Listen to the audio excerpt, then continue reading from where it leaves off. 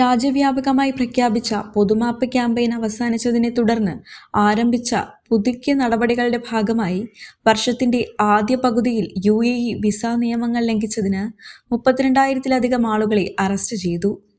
ജനുവരി മുതൽ ജൂൺ അവസാനം വരെ പ്രവേശന താമസ നിയമങ്ങൾ ലംഘിച്ചതിന് തടവിലാക്കപ്പെട്ടവരിൽ 70% പേരെ പിന്നീട് നാടുകടത്തിയതായി federal authority for identity, citizenship, customs and port security അറിയിച്ചു. സെപ്റ്റംബർ 1 മുതൽ ഡിസംബർ 31 വരെ നീണ്ടുനിന്ന 4 മാസത്തെ വിസ പൊതുമാപ്പ് ക്യാമ്പയിന് ശേഷം എൻഫോഴ്സ്മെന്റ് നടപടികൾ ശക്തമാക്കുമെന്ന് അധികൃതർ നേരത്തെ മുന്നറിയിപ്പ് നൽകിയിരുന്നതാണ്.